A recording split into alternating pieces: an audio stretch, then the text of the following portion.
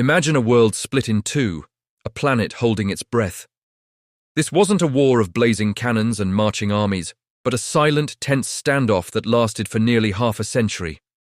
This was the Cold War, a battle of ideologies, a chess match played on a global scale between the two new superpowers to emerge from the ashes of World War II, the United States and the Soviet Union. It all started after 1945.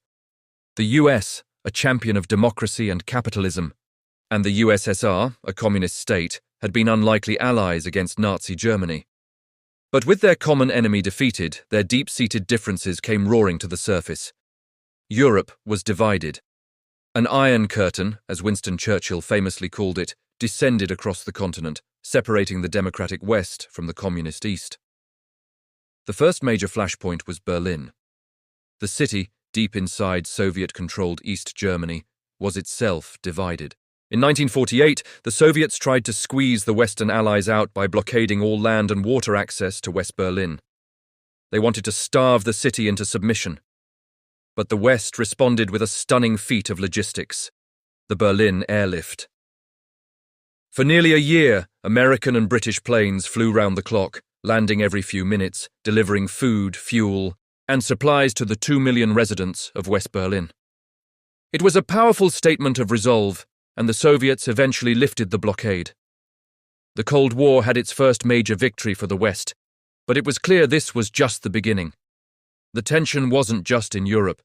In 1949, the world was shocked when the Soviet Union successfully tested its own atomic bomb. The American nuclear monopoly was over. A terrifying new chapter had begun: the arms race. Both sides began stockpiling thousands of nuclear weapons, each capable of obliterating the other. The doctrine of mutually assured destruction, or MAD, emerged. It was a grim paradox. The only thing preventing nuclear war was the certainty that nobody could win one. Schoolchildren practiced duck-and-cover drills, a chilling reminder of the constant, invisible threat that hung over everyone's head. The fight for influence then spilled over into what became known as proxy wars. Instead of fighting each other directly, the US and the USSR supported opposing sides in conflicts all over the globe. The Korean War in the early 1950s was a prime example. The Communist North, backed by the Soviets and China, invaded the South, which was supported by the United States and the United Nations. The war ended in a stalemate, leaving Korea divided to this day, a lasting scar of the Cold War. But the competition wasn't just about military might, it was also about winning hearts and minds. It was a race to prove which system was superior. This rivalry launched humanity into the final frontier: space. In 1957, the world looked up in awe and anxiety when the Soviet Union launched Sputnik, the first artificial satellite. The space race was on. The Americans, feeling they were falling behind, scrambled to catch up. They created NASA, and the race to the moon began. It was a contest of technology, intellect, and national pride, culminating in 1969 when Neil Armstrong took that one giant leap for mankind. It was a symbolic victory for the US, broadcast live to a captivated global audience. Back on Earth, however, the tension was reaching a boiling point. The closest the world ever came to nuclear Armageddon was in 1962. An American spy plane discovered Soviet nuclear missile sites being built in Cuba, just 90 miles off the coast of Florida. President John F. Kennedy imposed a naval quarantine around the island, demanding the missiles be removed. For 13 terrifying days, the world watched as Soviet ships steamed towards the American blockade. One wrong move, one miscalculation, could have triggered a full-scale nuclear war. It was a high-stakes standoff, a global game of chicken. In the end, diplomacy prevailed. Soviet Premier Nikita Khrushchev agreed to remove the missiles in exchange for a secret American promise not to invade Cuba and to remove its own missiles from Turkey. The world breathed a collective sigh of relief. The years that followed saw periods of both heightened tension and cautious cooperation. The Vietnam War became another brutal proxy conflict, a long and divisive war that deeply scarred the American psyche and showed the limits of military power.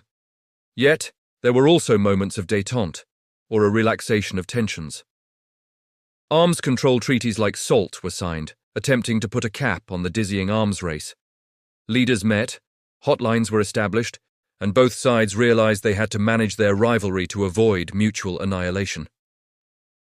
By the 1980s, the Soviet Union was in deep trouble. Its centrally planned economy was stagnating. The long, costly war in Afghanistan, often called the Soviets' Vietnam, was a draining quagmire. The arms race with the technologically superior and economically vibrant United States was becoming unsustainable. A new generation of Soviet leader, Mikhail Gorbachev, came to power in 1985. He knew radical change was needed. He introduced two revolutionary policies: glasnost, meaning openness, and perestroika, meaning restructuring. These reforms were intended to save the Soviet system, but instead they unleashed forces that would tear it apart.